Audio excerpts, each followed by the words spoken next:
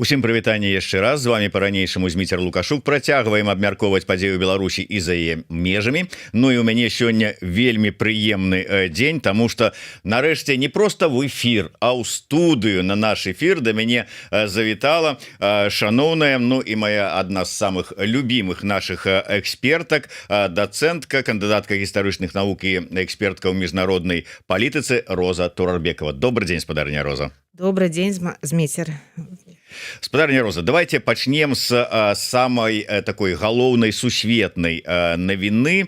Безумоўна, яна тычыцца нібыта дасягнутага нейкага пагаднення паміж ЗША і Іранам. Ужо анансуецца, што будзе ўрачыстае падпісанне, калі не памыляюся, ў пятніцу, але ўжо Трамп расказаў пра сваю перамогу з якой там 28-й ці там 35-й спробы і гэтак далей. Але вот вы, ведаючы, як кажуць, тонкасці ўсе усходу і ўвогуле як працуе тая сістэма улады і ідэалогіі палітычная Ірана, ці можна разлічваць на тое, што сапраўды зараз дамовяцца і будзе мірнае пагадненне і будуць усе жыць мірна і шчасліва?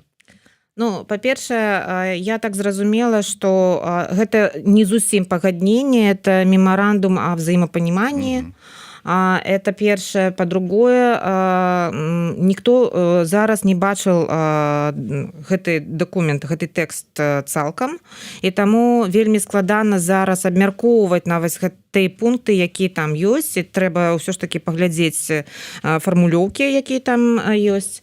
Ужо ёсць шмат крытыкі з боку амерыканскіх глобальных медыа, я маю на увазе, напрыклад, вось зараз я чытала CNN, таксама і ў Аль-Джазіре ёсць таксама такія, ну, трохі скептычныя, да, такія ацэнкі.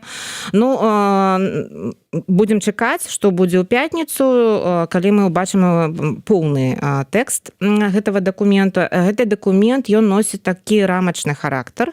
І вось калі мы будзем параўноўваць вось гэты працэс, я маю на ўвазе перамоўны працэс, як ён развіваўся, як потым вось зараз уже відавочна, як яны далей будуць рухацца, это вельмі падобна да так званого ближневосточного, блізкаўсходняга урэгулявання.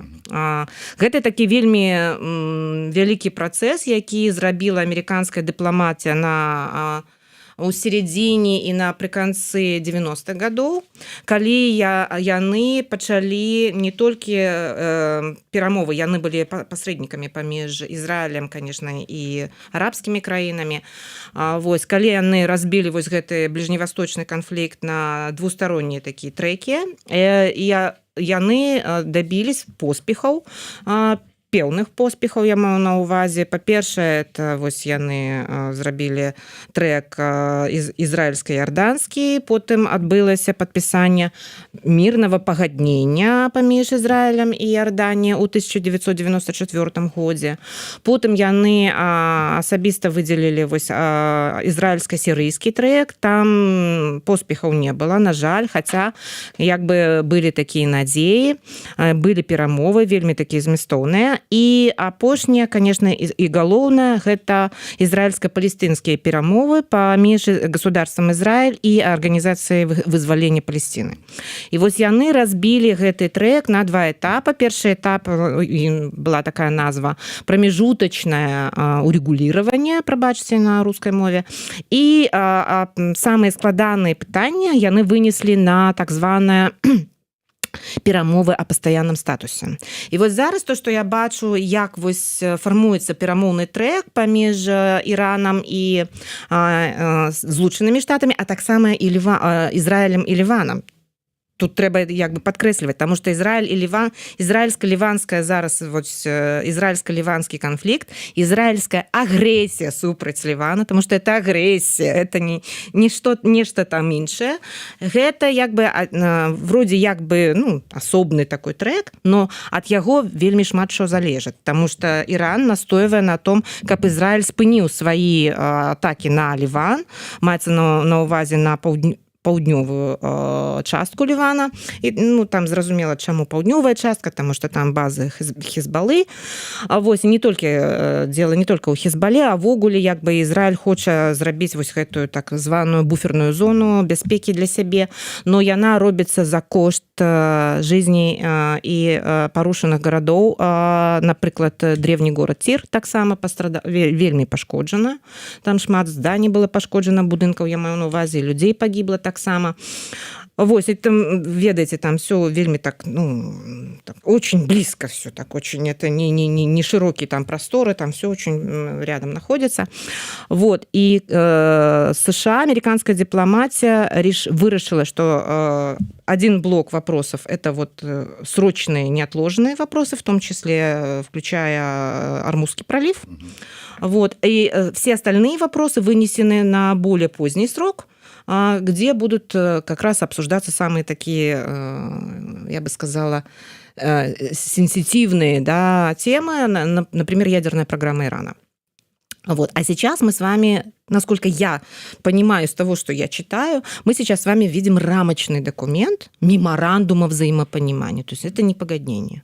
Это першы як бы крок да таго, каб зрабіць вось гэта прамежуткавае пагадненне. І таму, што зараз вельмі важна, калі вы аналізуеце перамовы, вельмі важна, як вось гэта аджэнда фармуецца перамоў, таму што перамовы пра перамовы, яны вельмі важныя, таму што там закладаецца ўжо вось гэтая база для будущего соглашения. Поэтому я бы не стала сейчас зараз разлічваць на тое, каб гэта пагадненне паміж Іранам і Злучанымі Штатамі, які мы убачым у пятніцу, гэта не дамова, это рамки. Вось, но это добрый крок. То есть это вот как бы у дипломатии это ведомо, что это такі, ну, складаны працэс, на яком будзе еще шмат чаго. И вот зараз я читаю, уже Иран обвиняет Израиль в том, что он снова атакует Ливан.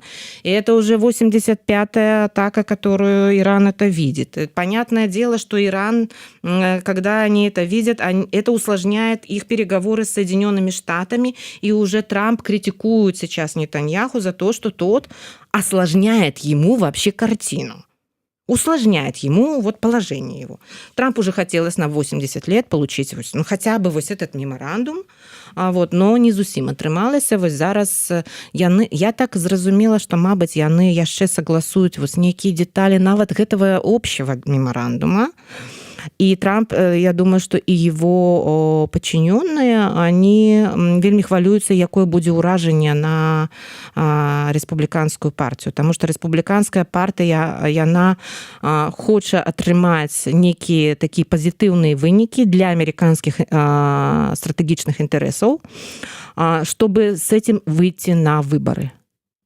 А калі это будет такой вельмі сціплый документ, и явно, что там будут некоторые пэўныя саступкі Ірану, гэта не той документ, с якім они могут выйти на выборы. Вось, таму вось гэты прэсінг этой внутрипалітычнай аджэнды с одного боку, с другого боку вельмі складаная, конечно, перамоўная ситуация. Это ўсё як бы ціснет на Трампа, и, мабыць, поэтому они не хотели портить ему день рождения и решили этот документ вынести на пятницу. Угу. Я вот такое бы объяснение. Но это опять спекуляция, я же не знаю. Вот, но судя по некоторым утечкам, я не знаю, на самом деле это утечки или нет, документ не очень. Не очень. То есть это не фанфары, это не вау, это не победа. Ну, наколькі я таксама чытаў пэўнае меркаванне, што нават вот тое пагадненне, якое было перад гэтым з Іранам, здаецца, Абамай падпісанае, з якога 15-го года, да, з якога выйшаў Трамп са словамі «это вельмі дрэннае пагадненне», то гэта пагадненне, якое зараз будзе трампаўскае, яно нават горшае, чым абамаўскае. Конечно, горшее, потому что яно як бы не подкресливое, яно як бы подытоживает вот войну, а война-то скончилась не викторией, не победой, Она не сканчивается, но это не тот конфликт, который вот закончился победой Трампа или победой Злученых Штатов. Там гэтай, ну, вот там победы нема. Перамогі, прабачце, перамогі нема. І тое пагадненне, якое яно называлось всеобъемлющий план, там вельмі такое длинное такой титул, это пагадненне, это был вынік працы дыпламатаў 5 краін. Прабачце, 5+1, таму што была яшчэ таксама і Нямецчына. То есть я маю на увазе 5 сябраў Совета бяспекі ААН плюс Нямецчына з аднаго боку, з другого боку Іран. І калі вось яны там распрацоўвалі ўсе гэтыя планы па дэнуклеарызацыі Ірана, і гэта было вельмі такой, ну, як бы дэталёвы такі план, і они ўсё гэта як это дамовіліся аб усім, і нават ратыфікавалі гэтую дамову, і тут прыйшоў Трамп, и ён выйшаў, дезавуіраваў это пагадненне. З майго пункту гледжання ён это зрабіў выключна ў асабістых палітычных інтарэсах, ніяк не ў інтарэсах Злучаных Штатаў.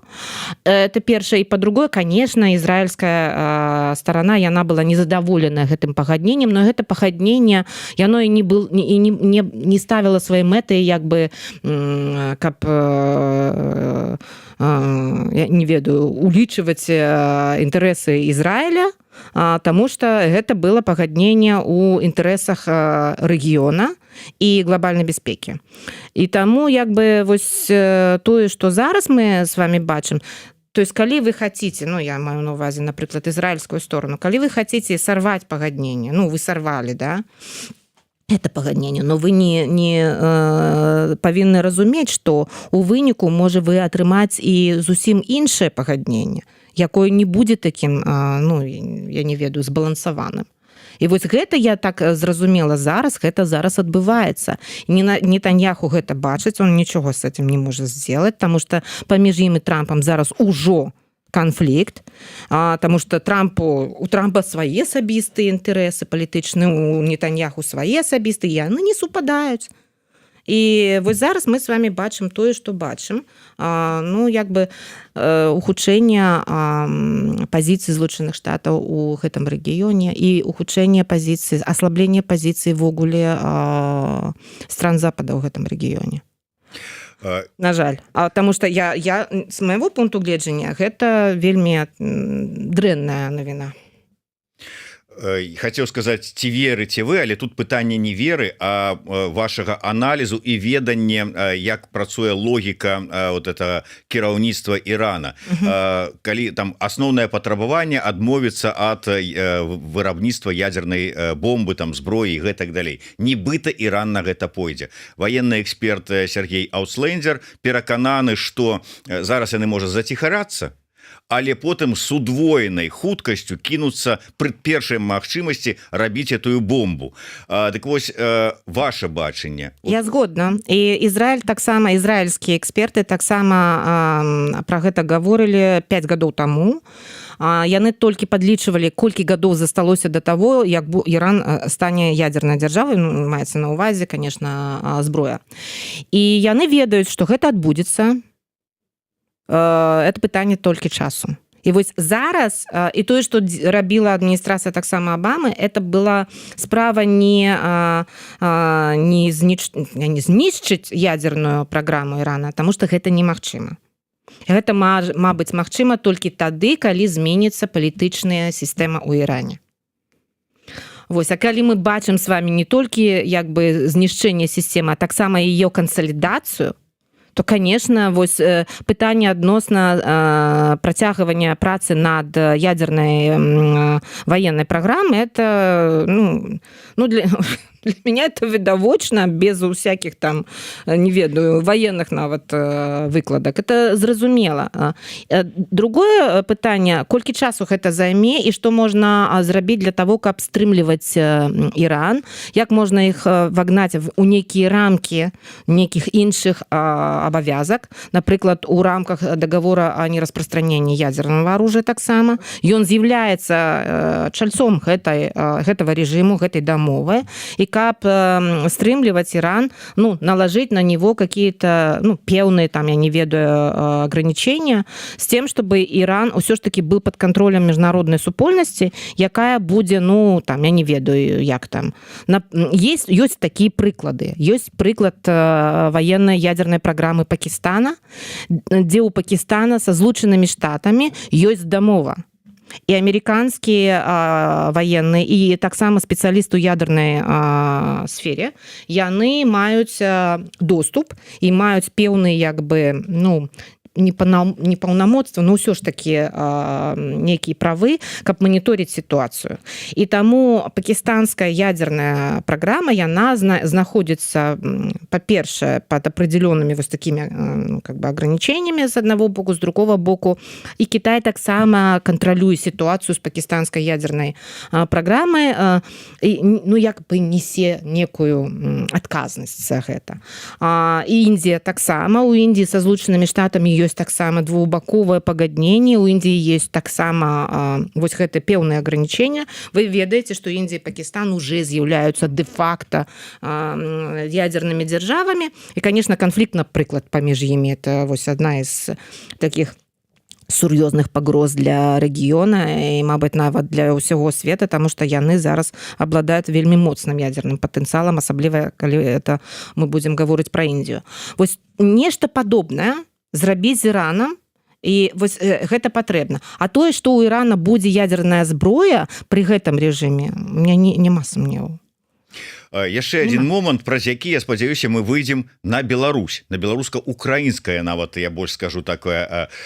Ігор Тышкевич цікавую такую думку напісаў, што трэба, там жа ж нібыта будзе створаны нейкі такі фонд, 300 мільярдаў долараў на аднаўленне інфраструктуры, там нешта там такое у Іране. За кошт Ірана.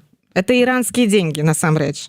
Это иранские грошы. Можа быть, да, можа быть, але тут ён кажа, цікава будзе паглядзець, як яны, пра што яны будуць гэтыя грошы, акумуляваць і як яны будуць, хто імі будзе кіраваць. Калі гэта будзе Савет міра, так званы трампаўскі, вот гэты, то у Савет міра уваходзіць і Лукашенко.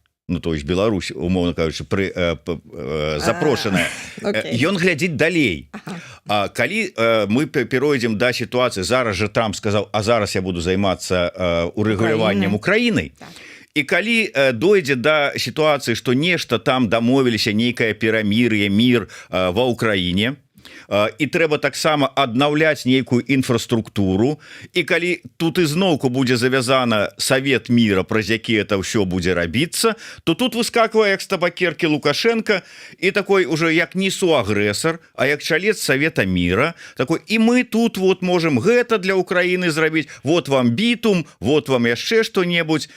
Наколькі гэта магчыма, і ці ёсць у гэтым нейкая сапраўды, я не ведаю, пагроза, не пагроза, але нейкі непрыемны момант. Магчыма ўсё, потому что зараз, ведаеце, свет мяняецца, і міжнародныя правіла, нават не правіла насупраць, это не правіла ввогуле, да?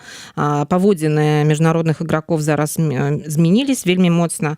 Конечно, магчыма ўсё, но ўсё ж таки я б не стала так заглядывать наперад, потому что ситуация непредказальная. Это, по-перше. По-другое, Савет мира зараз уже бачна, что Савет мира мае пэўныя функцыянальныя праблемы. Вось няма вось гэтай структуры унутраней, якая бы, такой моцнай бюракратыі, я бы казала так, которая бы забяспечвала яе функцыянаванне бесперабойна. Таму Савет мира, ён не здольны сабою замяніць ААН. ААН у крызісе, конечно, но ААН мае вось гэтую структуру, моцную бюракратію, якую все, конечно, там ругают, там понятно, но якая забяспечвае устойлівае функцыянаванне.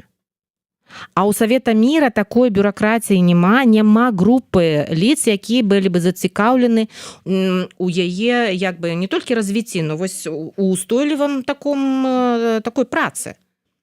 Таких няма. І Трамп, ён па сваім, ёсць такое калісьці там это было такое такі напрамак у палітычнай навукі, ён называецца палітычнай там паводзіны, там палітычнае лідарства і так далее, ну, там характарыстыкі пэўныя, да, лідараў. Так вось у Трампа, калі вось хтосьці, я не ведаю, мабыць, уже ёсць немало такіх работ, шмат прац адносна таго, які яго стиль.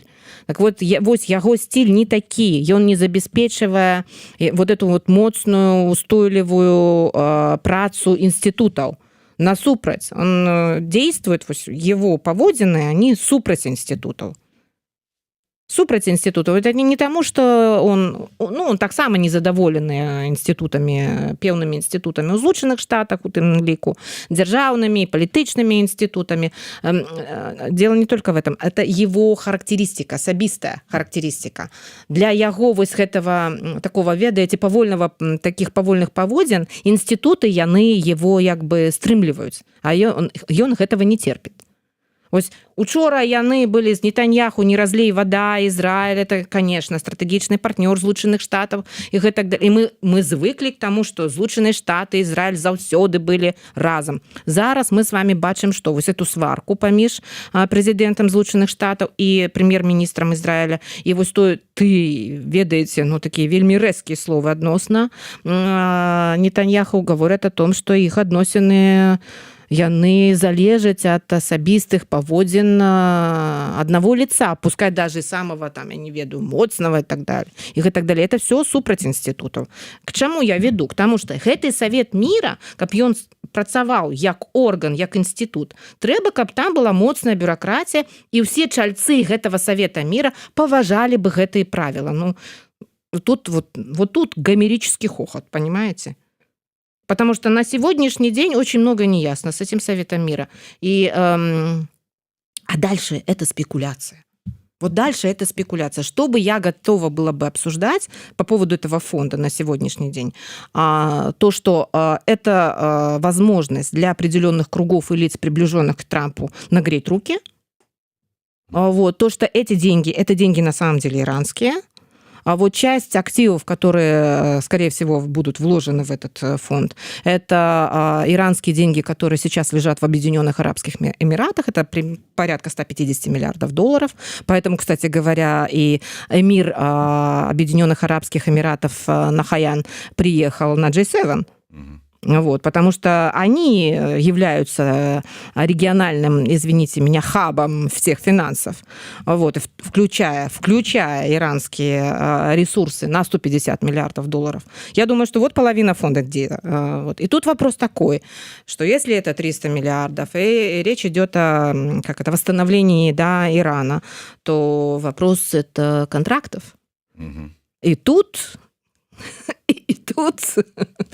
особистые интересы энных лиц, нам с вами знакомых, которые являются не только, я не ведаю, близкими там людьми, но нават свояками Трампа. Тут они появляются. Собственно говоря, они там не исчезали, они там все время крутятся, все эти Кушнеры и прочие люди. Ну, там семья большая, бизнес-интересы тоже большие. Вот. Ну и плюс ко всему, конечно, спонсоры, которые спонсируют предвыборную кампанию как самого Трампа, так и республиканской партии. Там же очень много кто работает в нефтяном секторе. Это же очевидно. Ну, там по Венесуэле это было видно, например. Вот, поэтому, ну, понятно, как бы, о чем идет речь. А Совет мира... Там не о Совете мира речь идет, люди. О деньгах, о контрактах. Вот о чем идет речь. Ну, да, логично. Ну, у такім выпадку, раз мы все ж таки сказали, что перейдем до пытанняў беларуска-украінскіх, давайте вот гэтае інтэрв'ю, я так разумею, вы глядзелі Лукашэнкі, і шмат хто зацапіўся за вот это вот момант, дзе ён сказаў, что ну можа там я пакрыўдзіў там Зеленскага, там ну то можа быць там выбачыцца і гэтак далей, і все пачалі там прыводзіць. А вот памятаеце, як ён спачатку казаў там гніда, курнул укалолся і ўсё это, а цяпер вояк кажа, ці там прыгадывалі, що там та Украіна 2-3 дня і не будзе каму вояваць, не падпіша сёння мірнае пагадненне пагаднення заўтра подпіша капітуляцыю, а сёння ўжо надо уже как-то змяніць і России вот свае пазіцыі, а то ж Беларусь ужо ж мы ж нават абодва не зможам абараніць калі што, і все змянілася пазіцыя, раскаяўся, зразумеў. Вы побачылі гэта раскаянне? Ну, па-першае, я глядзела это інтэрв'ю ў 3 заходы, таму што, ведаеце, мне было вельмі складана слухаць яго, таму што, ну, конечно, калі вы слухаеце, ну, такого прафесійнага маніпулятара і спекулянта, як Лукашенко, это не заўсёды бывае псіхалагічна лёгка. Но ўсё ж таки я даглядзела его, ну, амаль што даглядзела. Конечно, частку пра Іран і пра Украіну я праглядзела цалкам. Вось, і я хочу казаць, што вельмі на мяне произвело такое ўражанне, цікавае ўражанне. Калі ён спачатку он вывел размову на Иран. Кстати, хочу дополнительно сказать, журналистка от Аль-Арабии была очень слабая. Очень слабая. Она была очень слабо подготовлена. Вопросы были очень общие. Она фактически была ведомой. Возможно, они предварительно, скорее всего, согласовывали список вопросов, потому что Лукашенко выглядел, ну вот где-то примерно, когда он начал говорить про Иран, он выглядел неплохо. Вот, и он выгодно отличался, когда он говорил про Иран. И тут и про принцип справедливости, и про то, что не получилось, и очень такие конкретные термины были использованы из конфликтологии. Иногда я даже себя почти что слышала, что для меня было такое интересно. Поглядел, наверное. Ну, не он глядел, но, мабуть, кто-то глядел. Все выглядело неплохо. Конечно, очень много он переворачивал в свою пользу, много перевирал, но не настолько, насколько, когда речь зашла об Украине.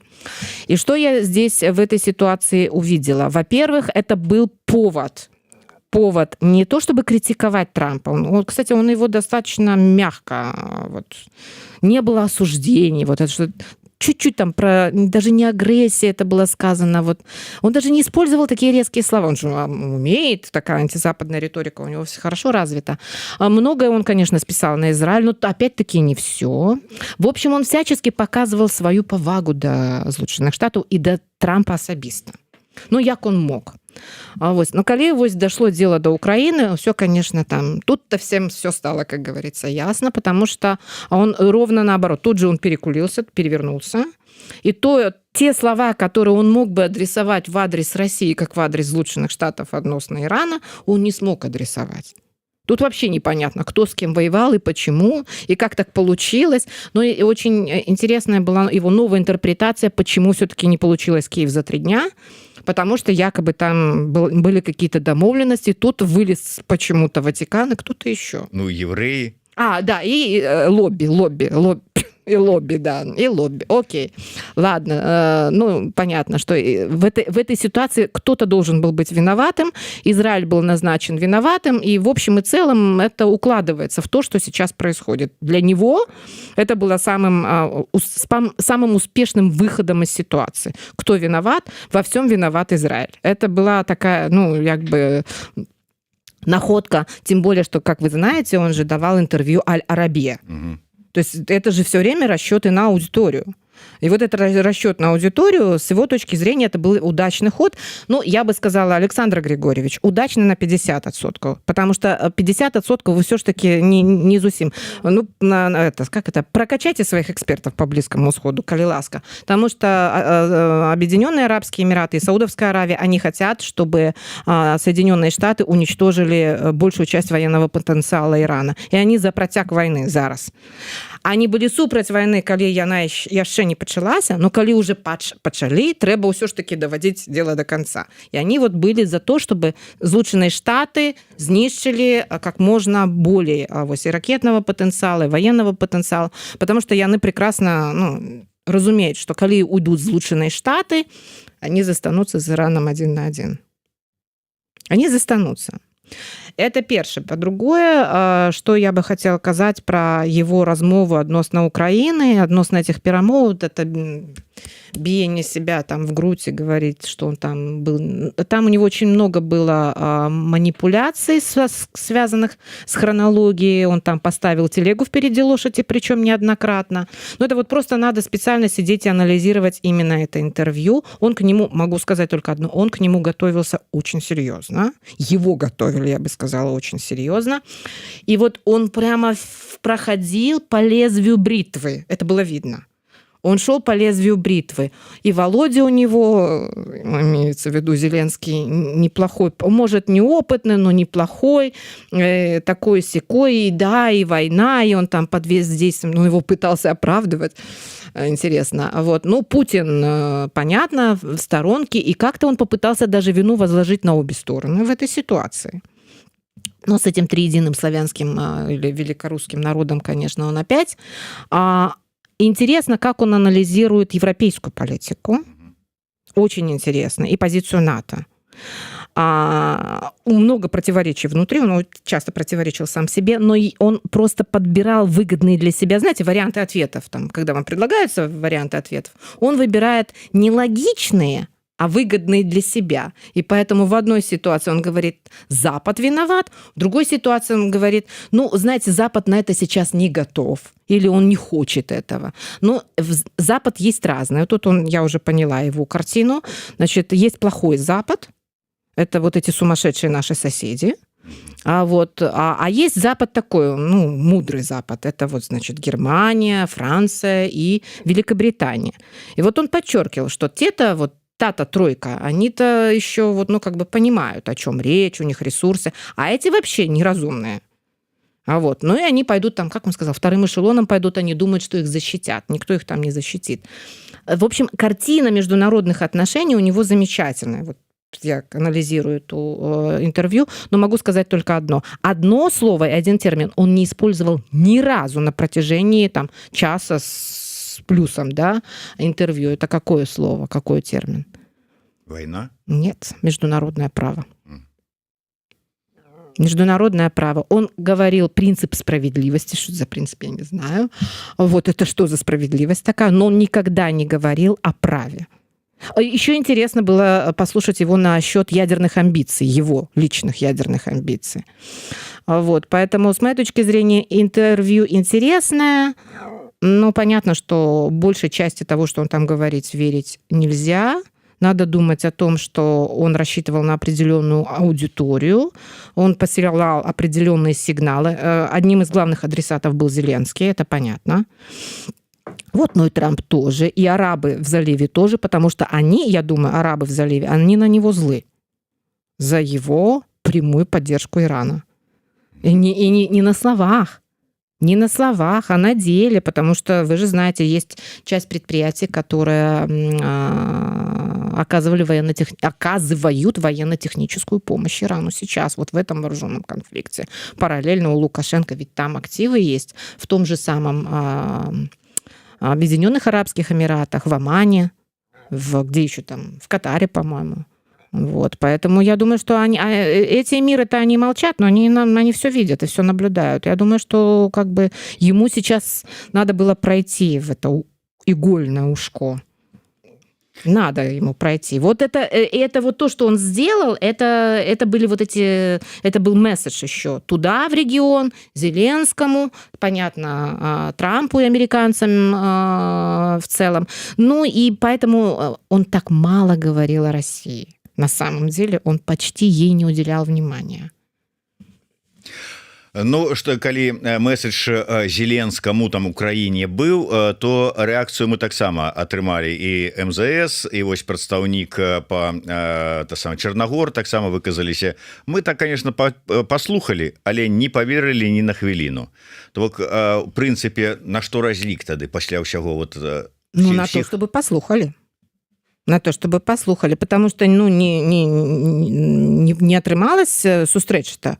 Сустрэча атрымалась з Ціхановскай, а з ім-то не атрымалась, і калі у вас не атрымліваецца сустрэча, а вам трэба данесці сваю, не ведаю, і даже не могу сказать, что это точка зрения, нейкі свой месседж, да? Трэба скарыстацца хаця б такімі адкрытымі ресурсамі. Так а калі данесці, вот што павінны былі зразумець, што мы на вас нападаць не будзем. Выбачайце, мы уже гэтыя словы чулі напярэдадні 22-го года только на трактарах і ўсё астатняе. Калі месседж про тое, што галоўнае в этом месседжы было не гэта. Галоўнае ў гэтым месседжы было то, што мы згодны, мы бачым, вы моцныя, мы слабыя. Мы зразумелі, так, 500 цэлей, прабачце нас. Прабачце. Толькі не атакуйце нас. Вось што было галоўнае. Так, мы с вами сгодны, вы моцные, мы слабые. Мы у вас там, что он там, мы как на ладони, да. Он все это проговорил. Мы с вами согласны, мы услышали вас. Мне кажется, что это был главный месседж. Мы вас услышали, мы поняли. Да, мы действительно слабые. Мы не хотим быть вовлеченными в войну. Но тут вот, конечно, и дальше лукавство, понятное дело. А как же Лукашенко без лукавства? Да? Без лукавства. Тут же самое главное, это то, чего добивается сейчас украинская сторона, чтобы Лукашенко не просто дальше не вовлекался, а чтобы он сдержал уже и то вовлечение, которое было.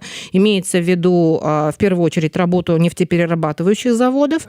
И явно работа на военно-промышленные комплексы, на оборону и на армию России. Вот это первое. Второе, это, конечно, наличие вот этих ретрансляторов, которые перенаправляют БПЛА, российские БПЛА с территории России вглубь Украины, туда, куда они могут долететь, там, например, в Ровенскую, например, область. Я думаю, что и украинцы вполне, как бы, с моей точки зрения, прозрачно дают понять, что они хотят получить сейчас от Лукашенко.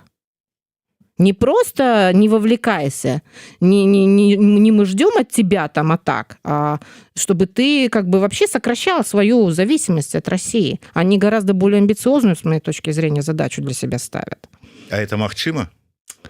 Это уже другое. Вы как эксперт по дамовах саюзнай дзяржавы. Это уже другое питание.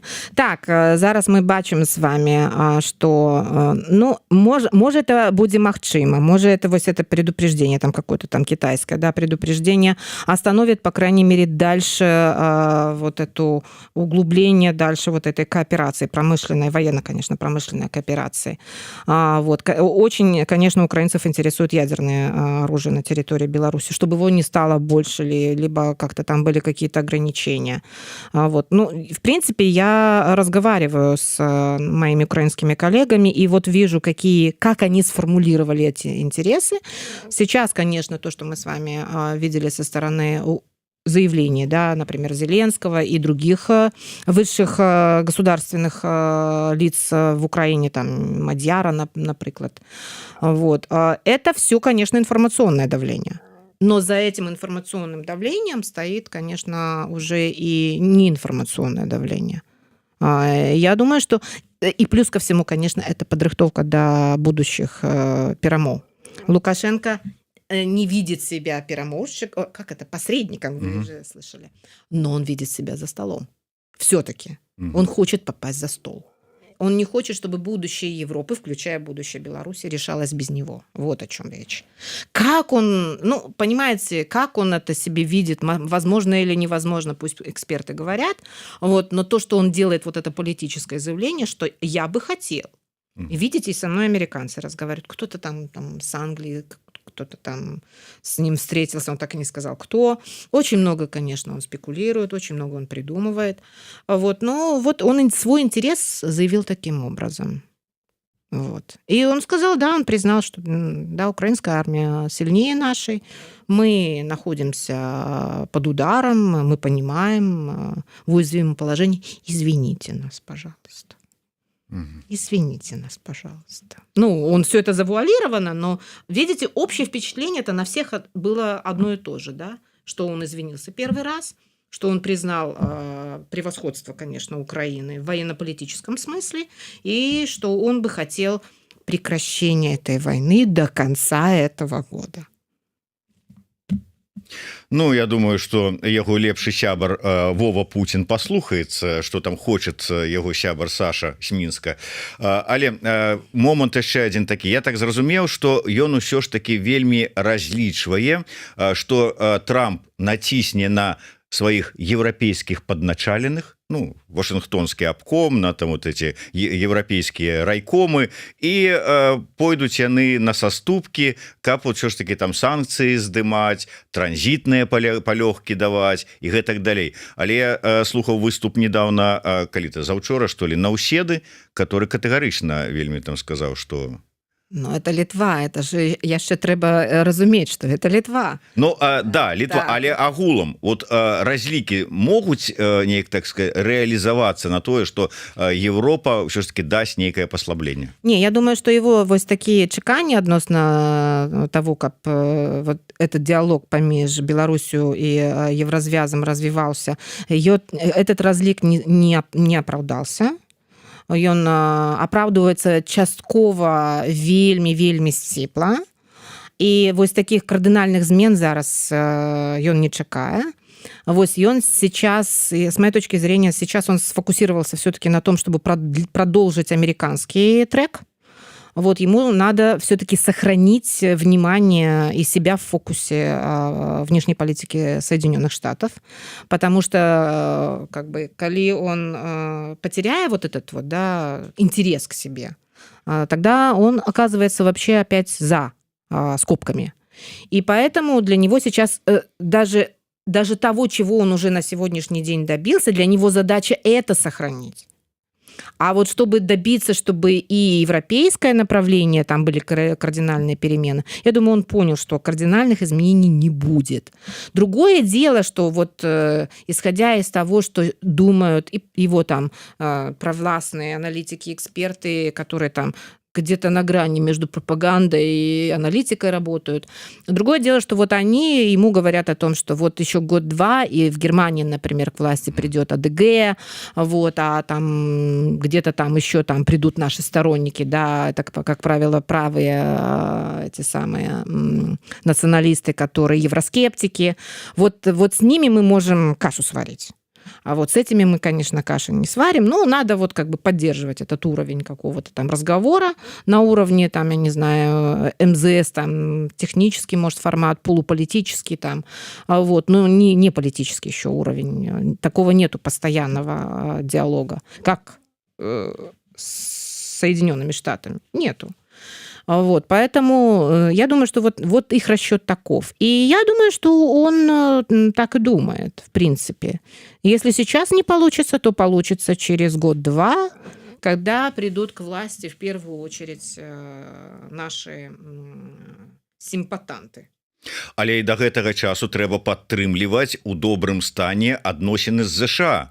А что мы бачым, вот что-то вот с Коулом какие-то незразумелые уже кажуць про то, там Моша сумняецца, что этот трек протягнется, іншыя кажуць, что Лукашенко выставіў завышаныя патрабаванні і глядзіш страціць цікавасць Трамп да гэтых размоваў, калі там яму выставляюць нейкія незразумелыя нейкія там пред'явы. То бок як вам бачыцца?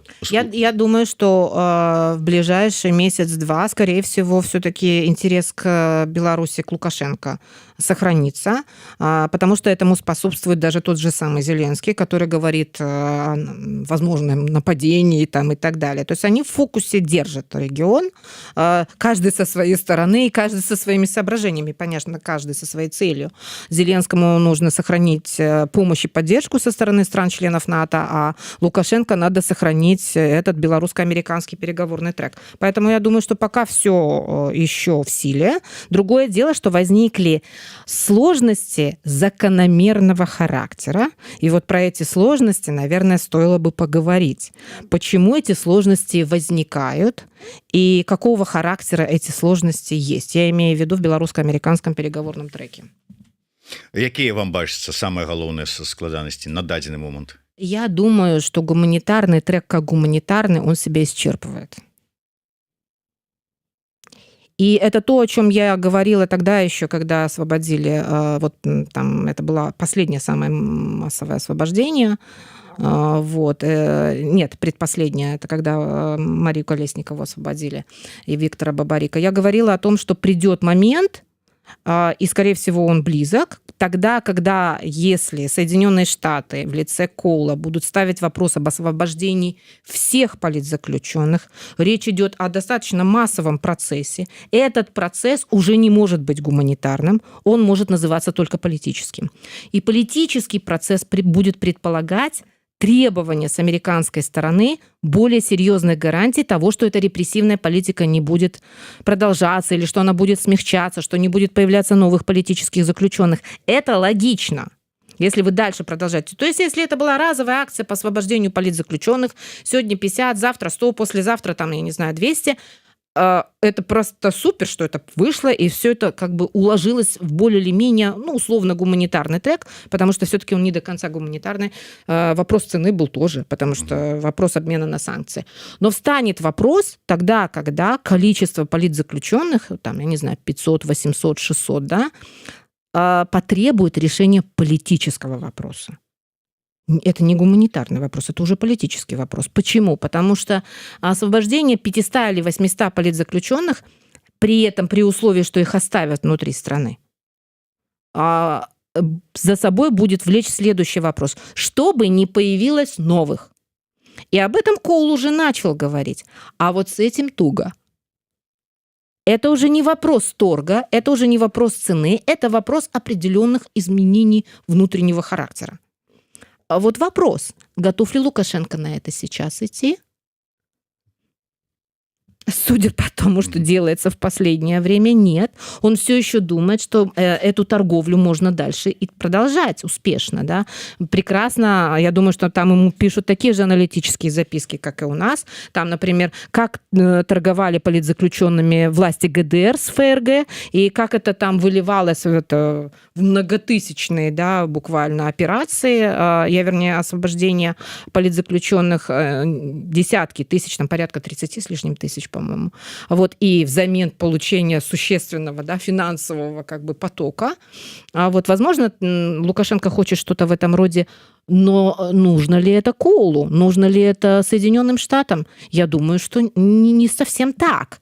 Я думаю, что им нужно продемонстрировать, что этот вопрос решен. Потому что санкции заканчиваются. Санкции заканчиваются. Вопрос цены дальше уже какой будет стоять? Что Соединенные Штаты будут выкупать наших политзаключенных? Ну, не знаю. Это невыгодная сделка для американцев. Если там уж говорить этим языком, да, торга буквально. Поэтому в этом отношении, мне кажется, как раз-таки это моя исключительная интерпретация того, что сейчас происходит.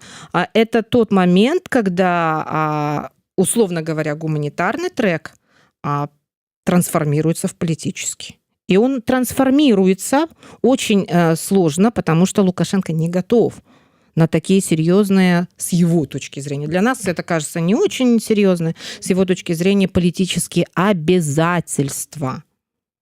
Обязательства. Вот, поэтому я думаю, что с этим связано. Мне кажется, что именно поэтому Коул не приехал, возможно, поэтому. Мне кажется, именно с этим связана вот эта вот информация, которая предоставил этот тур, наш с вами любимый, дорогой двоечник. Вот. Я чувствую, что после этого нас с вами опять, по крайней мере, меня будут упоминать. Вот. Когда он показывал списки уже освобожденных политзаключенных, которых нет у Весны. Да? Параллельно они же пытаются решить вопрос дискредитации Весны, да? Вот. И параллельно они пытаются решить вопрос, они показывают американцам, что этот процесс продолжается, вот, что они освобождают политзаключенных, и что у американцев на руках неактуальные списки. То есть они вбивают сейчас клин между американцами, например, и нашими правозащитниками, с моей точки зрения. Ну, это моя фантазия, конечно. Вот. Но за этим, с моей точки зрения, стоит вопрос следующий. Гуманитарный трек закончился? Трансформируется в политический, это было бы закономерно.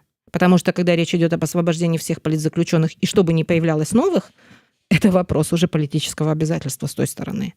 И если уже таким образом формулируется вопрос с американской стороны, тогда Лукашенко находится в сложном положении. Может быть, поэтому Коул не приехал?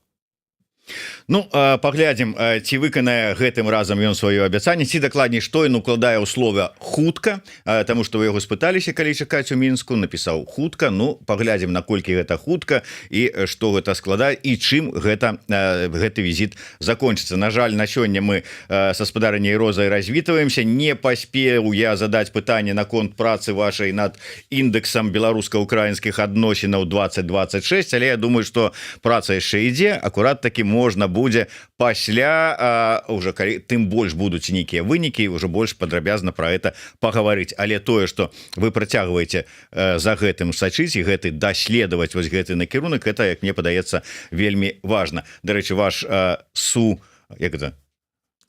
саавтар Евген Магда будзе у нас в эфіры ў панядзелак, тут таксама ў студыі, так што можа быць закранем трошечку і гэтую, ну прынамсі беларуска-украінскія адносіны дакладна закранем. А на сёння я са спадарняй Розай развітваюся. Хто яшчэ не паглядзеў яе лекцыі по ісламу, калі ласка, не губляйте час, хутенька ідзіце, адукоўвайцеся, не будьце як тур.